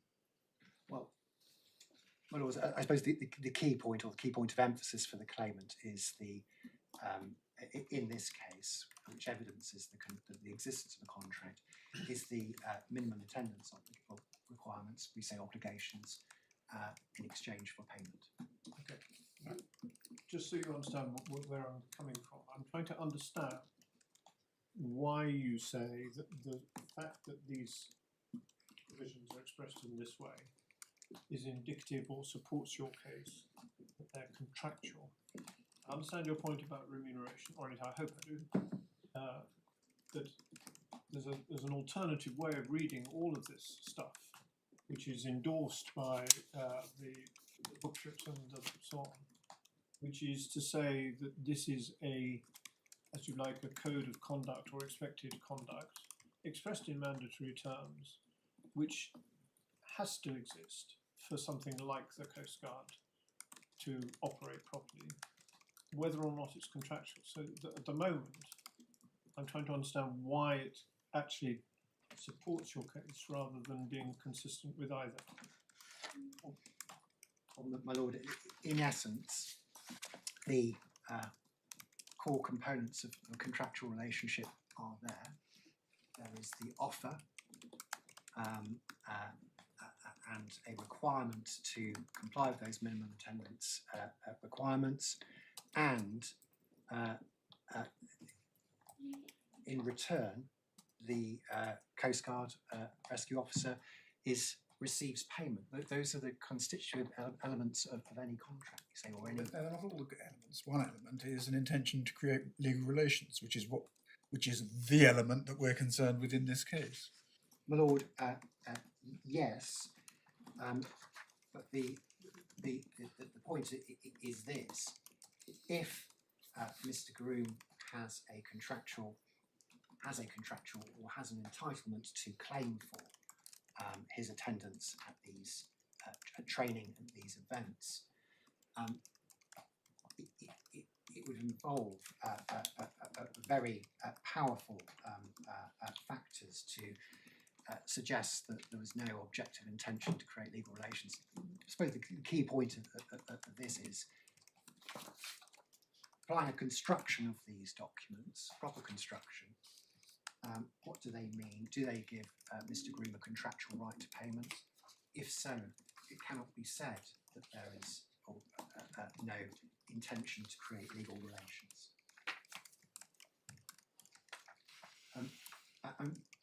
I'm not going to take the court to the remuneration policy because we've already considered that, and my Lord Justice Popplewell has already summarised the key provisions of that document. But it's important to observe that that's backed up by or augmented by pay documentation. And we don't need to flag not necessarily unless the court assists, but at page 142 to 149, we've got pay, what may be described as pay statements, describing the MCA as the employer, providing a breakdown of the payments. We've got the P60 produced each year. That's at page 150 of the supplementary bundle. Again, we don't need to look at that, we all know what P60 is. And upon the termination of the relationship, he was issued with a P45. And the key points to observe from the analysis of the remuneration policy is that there is nothing in that document or any other document that suggests or even hints that these payments are discretionary or that they can be withheld. The next point in relation to that, the remuneration is specifically and expressly tied to units of time. And that is consistent with the existence of a wage work bargain.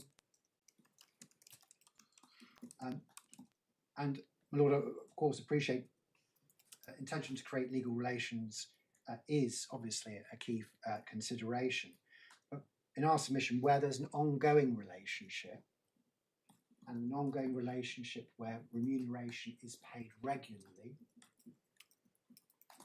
by reference to an expressly defined scheme, as the court will know, there's a strong presumption of common law that there would have been an intention to create legal relations in relation to that arrangement. Intention to create legal relations, what? I didn't quite hear the last end of your sentence. In relation to that arrangement, I think I said something along those lines.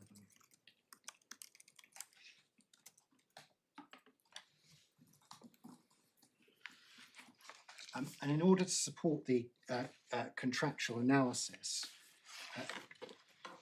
can I invite the court to consider the match officials case? It's at tab 36.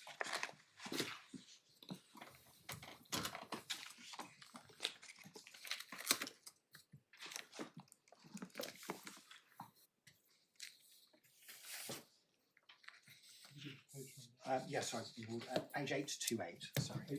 828. Thank you. Tab 36, 828.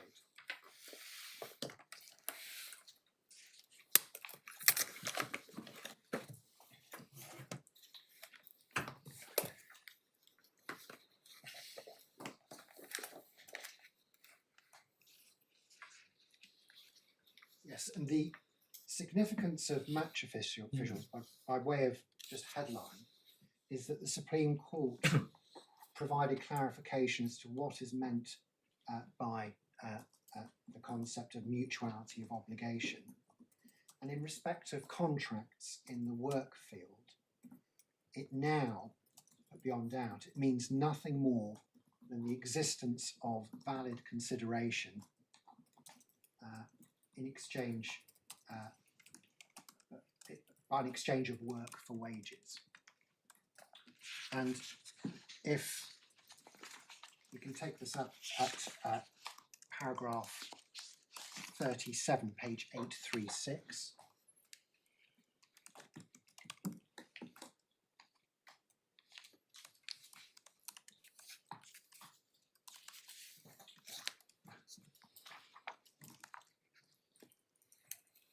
And at paragraph 37, Lord Richards refers to the well-cited passage from Ready Mixed Concrete, and in particular the three conditions that need to be satisfied to establish a contract of service.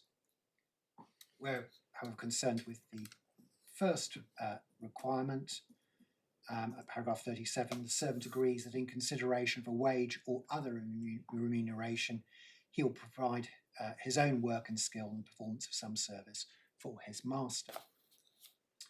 And Lord Richards considers that at paragraph 38, first condition, mutuality of obligation. Mr. Justice McKenna emphasised the need for an employee to provide his or her own personal service in consideration for payment. There must be a wage or other remuneration.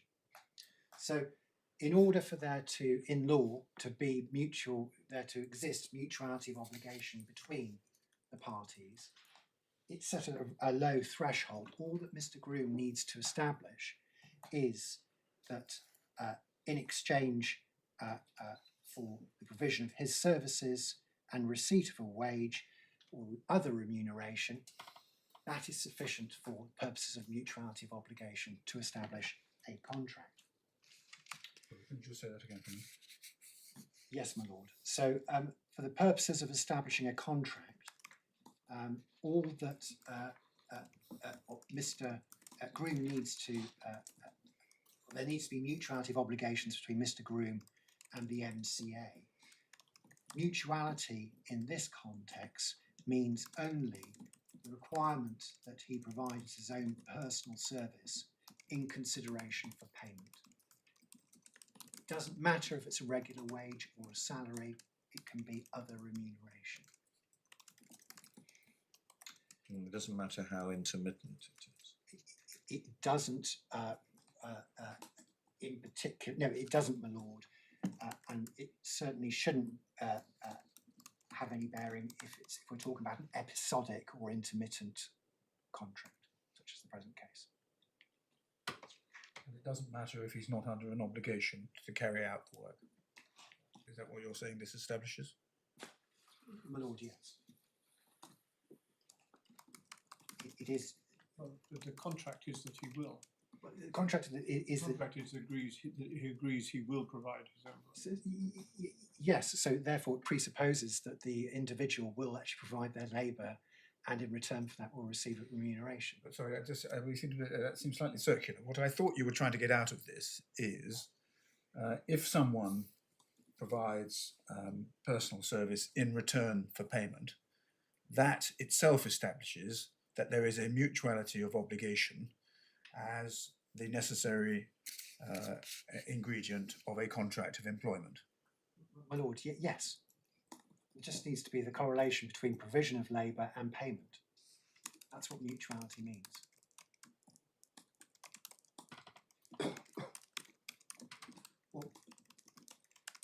Well, my lord, paragraph 40 might provide further clarity. And Lord Richards refers to it being an essential element of a contract of employment that the employee provides his or her personal service for payment by the employer, and goes on to suggest that's been described as the wage work bargain. And Lord Richards says perhaps more clearly pinpoints its focus in the usual but bland term mutuality of obligation, which could be applied to all bilateral contracts of any description. However, in this case, as in many others, it's been adopted as a label for the first prerequisite of any contract of employment. With some reluctance, I shall use it. Paragraph 41 is key. The requirement of payment for personal service cannot, however, itself establish that the contract in question is a contract of employment. It is likewise an essential element of contracts for services whereby independent contractors agree to provide their personal services for payment, and the broader statutory categories of worker concerned with here. and just below C, 2 lines down, beyond simply establishing the existence of a contract, it has been said to locate it in the employment field. So pausing there, we would suggest, in light of paragraph 41, where there is payment in exchange for personal service, that evidences the existence of a contractual relationship.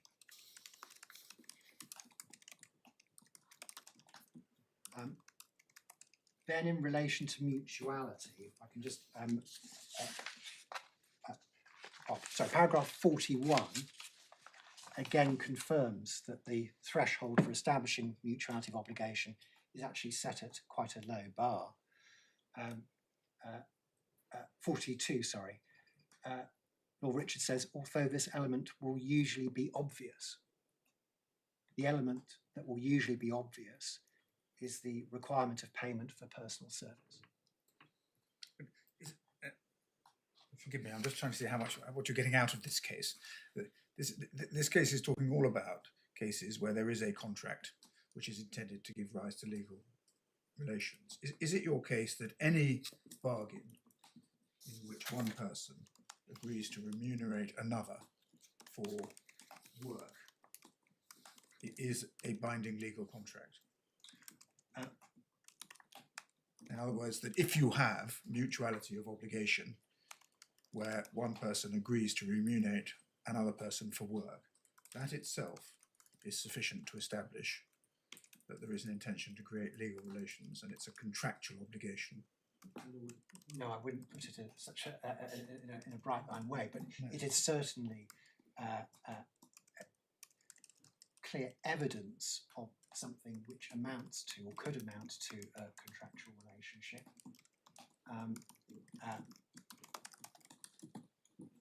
I understand you to be saying that where there is an intention to create legal relations, all you need for the old concept of mutuality of obligations is an agreement that A will carry out work and B will remunerate him for it. Lord, I perhaps put it the other way around, where there is evidence of an agreement to A, to carry out the work, and B, reciprocal agreement to pay for it, that powerfully indicates an intention to create legal relations. That's not what this passage says. It doesn't refer, it's simply talking about what constitutes, forgive me for being strong, as my lord has identified, it says very clearly that in order to satisfy the need for mutuality of obligation, all you need is A, agrees to work, and B, agrees to pay. In the passage that you read us, if there is a statement that it is a powerful indication of intention to create legal relations, I've missed it, and I would be grateful if you could show it to me. My lord, yes, it's not in that paragraph, but it goes back to the position they're referred to, the position at common law that an intention to, that generally speaking, where there is a relationship of this type, there is a strong common law presumption that there is an intention to create legal relations. Just by very virtue of the fact of the existence of the agreement to provide personal service in exchange for remuneration.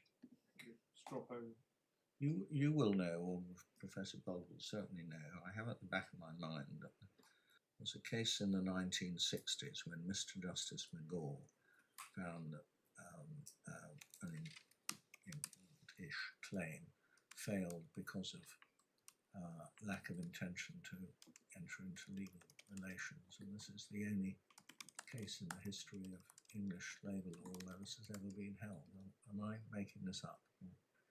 My lord, Tell me tomorrow morning whether yes, I am. It does ring a bell, but I think it would be a very unusual circumstance where there's no intention to create legal relations in the work. Lord, we'll look at that overnight. Yes.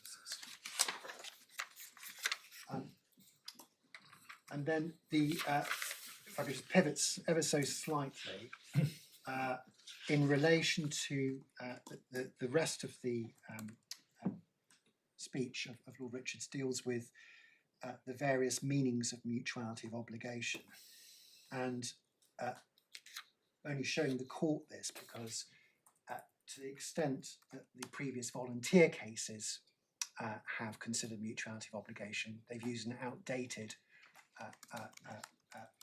definition. And we can see at paragraph 43 that PGMOL submitted that mutuality of obligation involves more than payment in return for personal work, requires also an obligation on the part of the engager to provide work or pay in lieu of work, and an obligation on the part of the person engaged to provide personal service. If we scroll down to the last 4 lines of that paragraph, the essence of this submission is that mutual obligations must exist for at least some time before the employee provides personal service, which he or she is to be paid. And I appreciate that's not the submission being advanced by the MCA in this case. Nevertheless, it provides the context for the court's consideration of mutuality of obligation. Paragraph 44, there's reference to Nethermere and Gardner. And you can see 2 lines from the bottom, there must be mutual obligations on the employer to provide work and for the employee, and on the employee to perform the work for the employer. Over the top to page 838, if such mutuality is not present, then either there is no contract at all, whatever contract there is must be a contract for services or something else, not a contract of service. Paragraph 45 is material because the Supreme Court go on to distinguish that passage in Nethermere and clarifies about 5 lines down. The context was that was a claim for unfair dismissal, and it was not argued that a separate contract arose each time the applicants accepted a batch of garments to sew.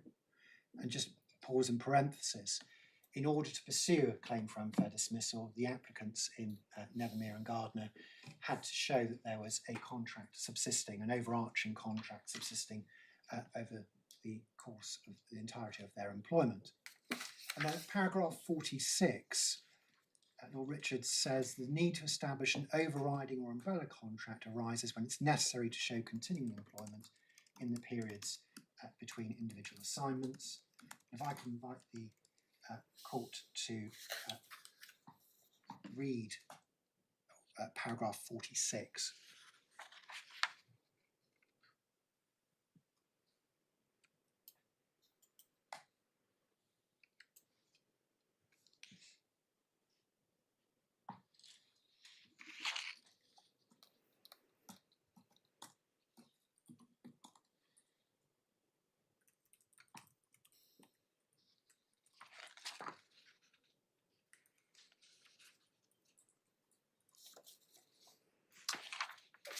And at paragraph 49 on page 839, the court rejects PGMOL's match officials' submissions on there needing to be mutuality before the engagement commences. And at paragraph 52, they deal with single engagement cases or episodic engagements. And over the top of page 840, refer to the fact that the applicant in the McMeechan case was under no obligation to accept the assignment, under no obligation to accept future assignments. Then at paragraph 54, we have Lord Leggett and Uber at paragraph 91, where it's immaterial, more or less, if the individual is entirely free to work or not and owes no contractual obligation to the person for whom the work is performed when not working. And then 56, paragraph 56, page 841, please.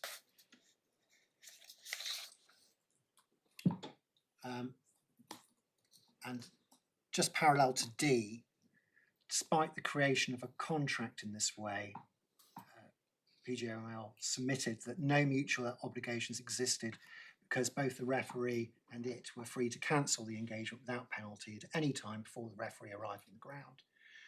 And the court rejected that. Does not follow from the right of either party to cancel the engagement without penalty that while the contract remained in being, the parties were not under mutual obligations to each other.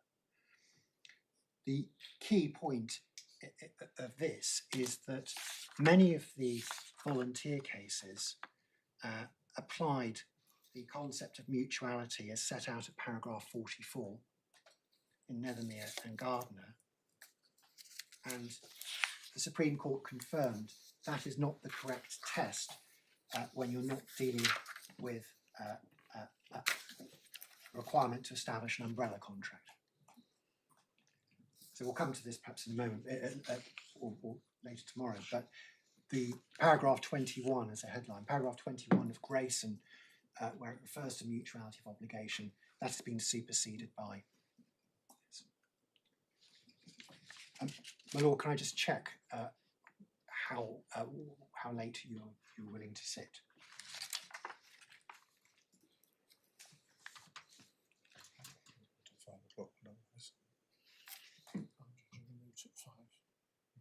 Well, we certainly need to finish by 4:30. See when you get to the end of can't remember what your 5 points were now, but when you reach a convenient point to break off in the next half an hour. My Lord, I'm grateful, thank you.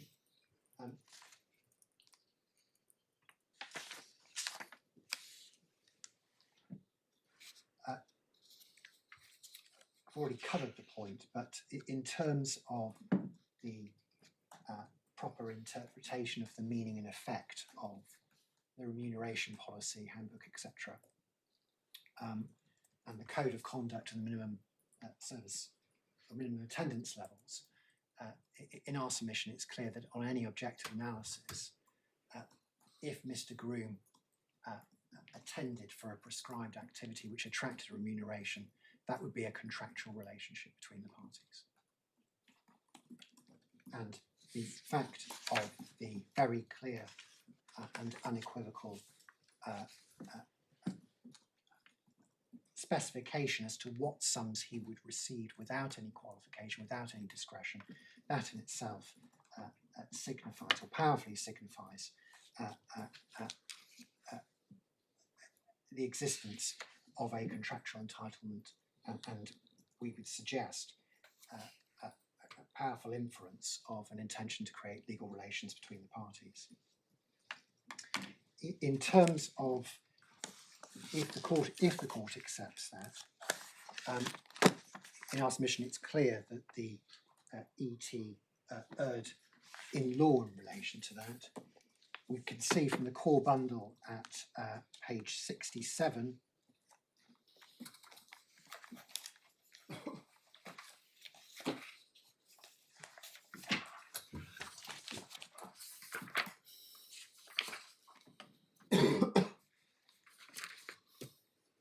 it directed itself at paragraph 4 that the central dispute being the interpretation of and legal effect of the volunteer agreement and code of conduct. And then over the page at paragraph 7, a significant part of the claimant's claim is based on the proposition the obligations contained in the documentation create a contractual relationship, and so it is necessary to set them out in detail. So what the tribunal was engaged in was a task of construction, and it was for that very reason that it summarised all of the provisions. And I can invite the court to turn to page 79.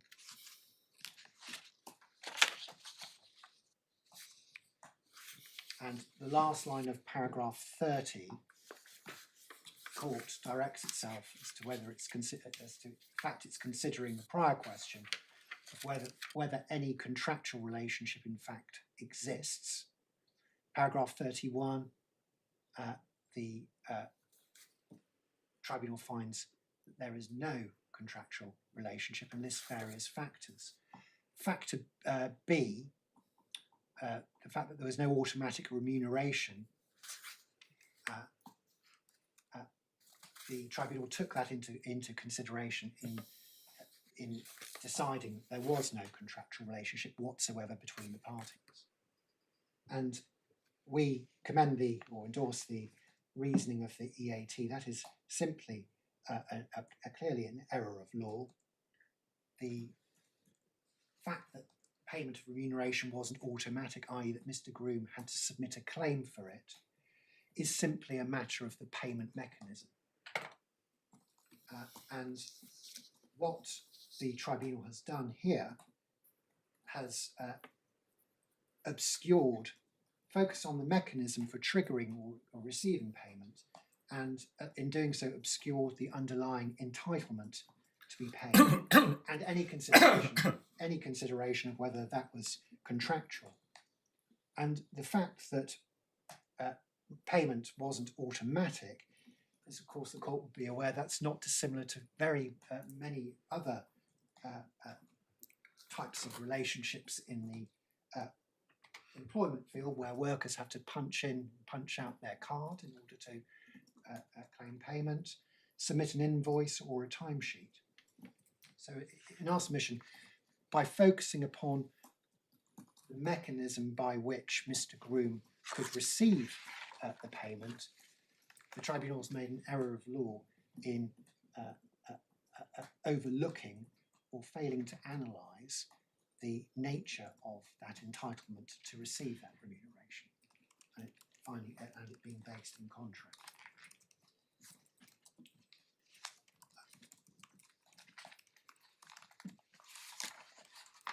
Mr. Tolley has taken you already to Murray and Newham Citizens Advice Bureau, tab 11. I'm not going to refer the court to that again, but in our submission, precisely the same analysis applies as set out in paragraphs 10 to 12, which the court's already been taken to. And the key point is, and this is paragraph 12, that if Mr. Groom was not reimbursed for those amounts, it cannot be said that he couldn't have recourse to the law because the sums were not due under a contract or damages for breach of contract. And the EAT said that suggestion would be unsustainable. We say that precisely the same analysis applies here, say that Mr. Groom is in a more favourable position than Mr. Murray, because he was, rather than being entitled to be paid expenses, he was entitled to receive remuneration on top.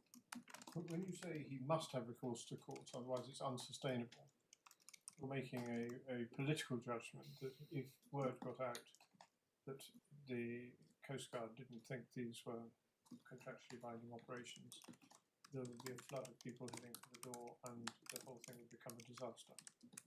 Lord, no, apologies, I was quoting more or less verbatim from paragraph 12 of the EAT judgment. Yes, but you're applying it to this case. Yes. If in relation to Mr. Murray, it would be unsustainable to suggest that he couldn't have a claim in contract where his expenses weren't paid, then the same must equally apply to Mr. Groom's situation, where in addition to expenses, he's also entitled to receive remuneration. The same principle must apply to... I think they are rather different, Mr. Bredington. I mean, you're not contending, are you, that Grayson was wrongly decided in saying that if you're a CAB worker or a charity shop worker or something, all you are paid is your travelling expenses. As I understand it, that's not remuneration. And My Lord, no, to be clear, yeah. We may challenge some of the reasoning in Grayson in relation to mutuality of obligation, that's by the by, but in terms of the result, the overall result in Grayson, we are not saying that, we do not suggest that the payment of expenses is enough, or is valid consideration to constitute a worker's contract. There must be remuneration, and the absence of a right to remuneration is what explains virtually all of the, what I would describe as the true volunteer cases. My Lords, I'm entirely in your hands. I can deal with Grayson now or tomorrow morning. Well, should we break off now? Just before we do, so you accept that there may be cases in which there is a clear agreement for payment of money expenses, where the person who's made that promise, CAB, can't be sued for it. My Lord, no, they could on the basis of the reasoning in Murray. There would be, and Grayson even accepts that there would be a binding contract to reimburse the expenses of the individual. So they can recover it. All we're suggesting is that the touchstone for a contract to even remotely have a chance of entering into the work field is compliance with or satisfying the first limb of ready mixed concrete, the wage work bargain. And if that's applied to the true volunteer cases, there is nothing analogous to a wage or remuneration. Therefore, there's no valid consideration. Therefore, it can't be a limb B worker contract. The obligation to pay expenses which you've clearly promised to pay is just, you would say, good old common law of England, nothing to do with section 232B or anything more sophisticated than that. Or precisely, and that's how it's been treated in Murray and in Grayson. Yes, if your expenses aren't paid, you've got a claim in contract, but because of the absence of remuneration, that is the critical factor that's taken those cases outside of the field of work. All right, shall we break off there? Resume at 10:30 tomorrow.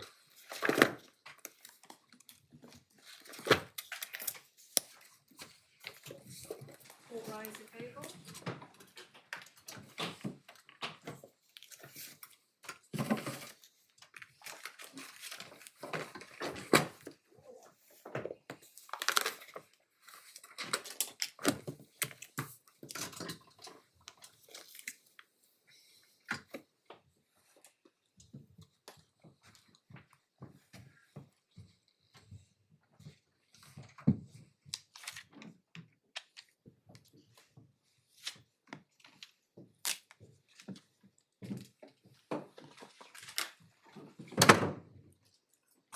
Well, all I can say, Stuart, is equal opportunity for us.